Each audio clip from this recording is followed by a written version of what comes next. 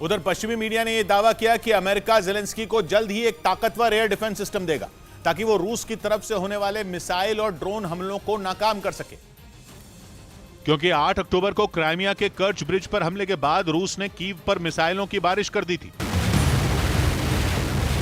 पश्चिमी मीडिया ने दावा किया था कि रूस ने कीव पर हमले के लिए ईरान के शाहिद 136 ड्रोन का इस्तेमाल किया था और आसमान से कीव पर ताबड़तोड़ मिसाइलें दागकर वहां तबाही मचा दी थी। इन हमलों के बाद यूक्रेन ने आरोप लगाया था कि रूसी सेना ने रिहायशी इलाकों को निशाना बनाया था, जिसमें कई आम लोगों की जान चली गई थी। लेकिन अब पश्चिमी मीडिया का दावा है कि कीव को रूसी मिसाइलों और ड्रोन अटैक से बचाने के लिए अमेरिका ज़ेलेंस्की को अपना ताकतवर एयर डिफेंस सिस्टम हॉक देने पर विचार कर रहा है, जो स्टिंगर मिसाइल सिस्टम का ही अपग्रेडेड वर्जन है और यह पुतिन के ड्रोन और क्रूज मिसाइल हमले को नाकाम करने की ताकत रखता है। इससे पहले भी अमेरिका ने यूक्रेन को नसैम्स यानी Norwegian advance surface to air missile system दिया था, जिसे ज़ेलेंस्की ने कीव की सुरक्षा में तैनात किया था। लेकिन वो भी यूक्रेन के शहरों को पुतिन की मिसाइलों से नहीं बचा पाया था।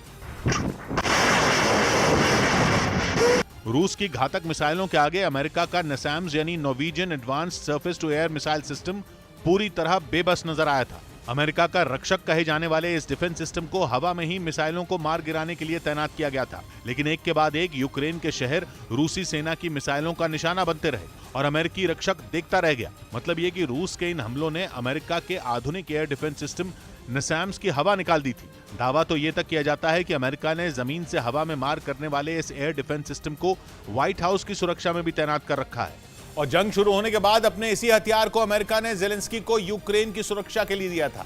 उस वक्त पश्चिमी मीडिया ने दावा किया था कि अमेरिका का यह हथियार युद्ध में पुतिन की परेशानी बढ़ा देगा और दावा किया गया था कि नसैम्स एयर डिफेंस सिस्टम कीव पर गिरने से पहले ही मिसाइलों को हवा में तबाह कर देगा। उम्मीद भी यही की जा रही थी कि इस एयर डिफेंस सिस्टम को तैनात करने के बाद कीव का आसमान सुरक्षित रहेगा।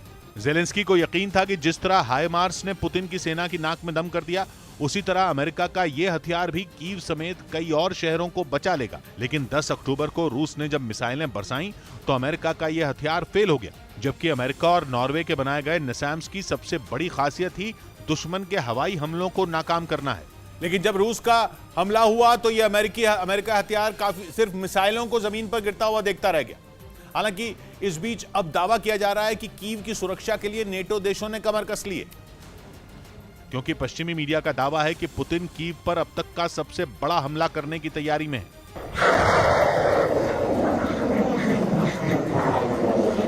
आसमान और जमीन से एक साथ हमले की प्लानिंग की जा रही है। यही वजह है कि ज़ेलेंस्की कीव को बचाने के लिए अमेरिका से आधुनिक हथियारों की डिमांड कर रहे हैं। इसीलिए यह कहा जा रहा है कि अमेरिका जल्द ही air defence system Hawk Ukraine भेजेगा। लेकिन यूक्रेन युद्ध पर भारतीय दूतावास की एडवाइजरी, यूक्रेन में मौजूद भारतीय फौरन यूक्रेन छोड़े। हाल के दिनों में भारतीय दूतावास की तीसरी एडवाइजरी।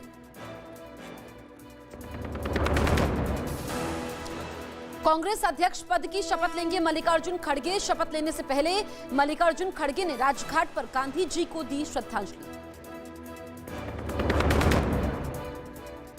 एनआईए ने सिद्धू मूसेवाला मर्डर और गैंगस्टर मामले में पंजाबी सिंगर अफसाना खान से की पूछताछ।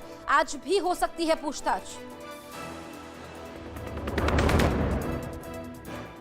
ऋषि सुनक के पीएम बनने पर भारत में सियासत शुरू। चिदंबरम और महबूबा मुफ्ती के ट्वीट पर बीजेपी का पलटवार। कहा, गर्व के विषय पर राजनीति ना करे विपक्ष। राजनीति ना करे।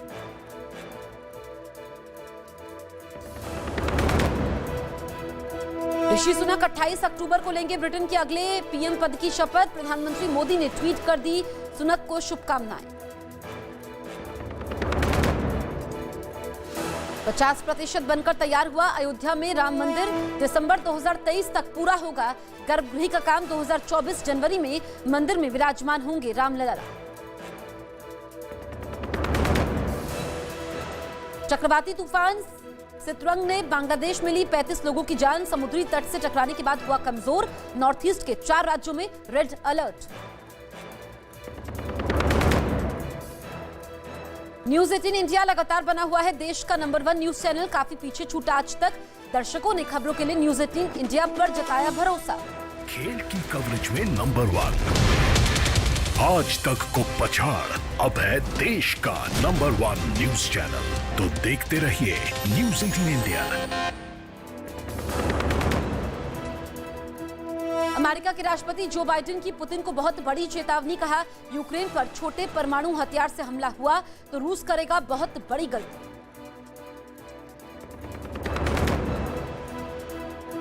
से ज्यादा लड़ाके मारे गए, जबकि बहुत बड़ी संख्या में चेचन लड़ाके घायल भी हुए और इसका एक वीडियो भी सामने आया जिसमें कई लड़ाके दिखाई दिए। वो पूरी तरह धूल से सने हुए थे। कई चेचन लड़ाके तो बुरी तरह जख्मी दिखे। उनमें कई के चेहरे और सिर से खून निकलता नजर आया और कई चेचन लड़ाके तो ऐसे दिखे मानो उन्हें कुछ समझ में ही नहीं आ रहा हो। मौत का खौफ उनके चेहरे पर साफ दिखाई दिया। अब तक जेलेंस्की की सेना पर कहर बनकर टूटने वाले कादिरव के लड़ाके अपने साथियों की मौत से डरे हुए नजर आए, जो पिछले 8 महीनों से यूक्रेन के अलग अलग शहरों में तबाही मचा रहे हैं। जंग शुरू होते ही कादिरव ने अपने बेरहम जवानों को यूक्रेन रवाना कर दिया था ताकि रूसी सेना के साथ मिलकर वो आसानी से पुतिन को जीत दिला सकें, और उन्होंने ऐसा किया भी। मारियोपोल और खार्किव समेत कई शहर उनके भीषण हमलों से कराहने लगे थे। चेचन लड़ाके यूक्रेन में खौफ का दूसरा नाम बन गए थे। ऐसा कहा जाने लगा था कि जिस शहर की ओर वो रुख करेंगे उसे पुतिन के हाथों में जाने से कोई रोक नहीं सकता। और माना जा रहा है कि इसी वजह से कादिरव ने बड़ी संख्या में चेचन लड़ाकों को खैरसोन भेज दिया, क्योंकि करीब 1 महीने से खैरसोन में जेलेंस्की की फौज ने पुतिन की सेना को बेहाल कर रखा है। यूक्रेन के सैनिकों ने रूस को अपने ताबड़तोड़ हमलों से पस्त कर दिया है। खास बात यह कि खैरसोन ही यूक्रेन का वो इलाका है जहां रूस ने जंग शुरू होने के बाद सबसे पहले कब्जा किया था।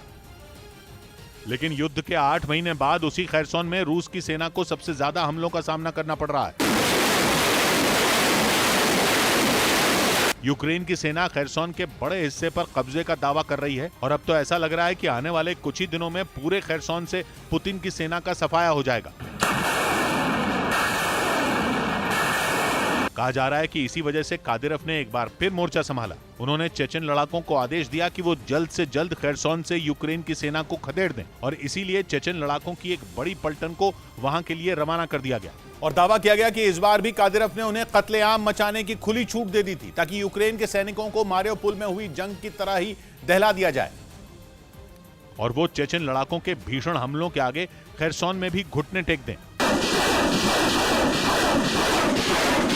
लेकिन इस बार कादिरव चूक गए। जेलेंस्की के जवानों के आगे उनका सारा प्लान फेल हो गया, क्योंकि इससे पहले कि चेचन लड़ाके मोर्चा संभाल पाते, यूक्रेन की मिसाइलों ने उन्हें अपना शिकार बना लिया। यूक्रेन की जंग में ये रमजान कादिरव के लिए एक बड़ा झटका है, क्योंकि वो अपने एक एक लड़ाके को तराश कर एक हथियार में बदल देते हैं, जो जंग में सामने वाले पर बिजली की तरह टूट पड़ते हैं। लेकिन इस बार जेलेंस्की ने पहले ही हमला कर दिया। कादिरव की सारी रणनीति हवा हो गई। उनके 40 से ज्यादा लड़ाकों की सांसें थम गईं और माना जा रहा है कि यूक्रेन की फौज के इस हमले के बाद कादिरव का खैरसोन जीतने का सपना भी टूट सकता है।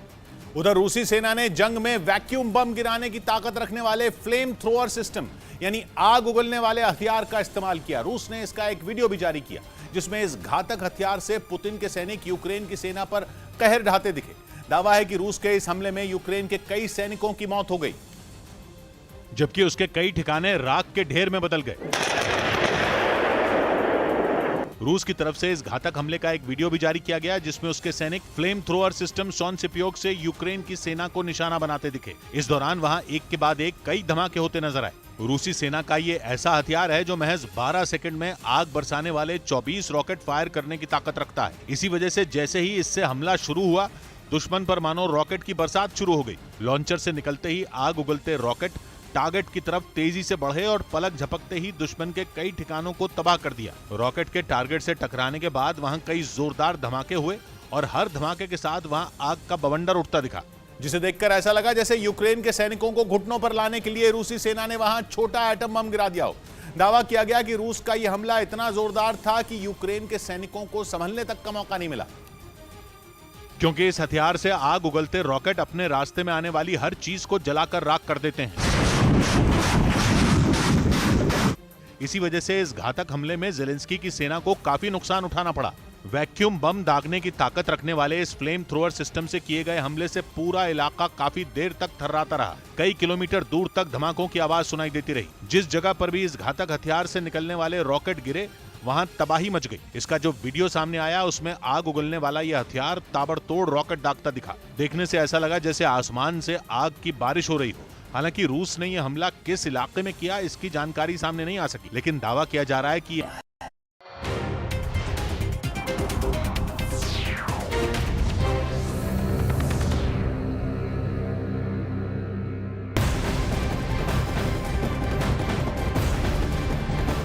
बड़ी खबर आपको बता दें, डर्टी बम के इस्तेमाल पर रूस को अमेरिका की चेतावनी। राष्ट्रपति बाइडेन ने कहा रूस को गंभीर नतीजे भुगतने होंगे।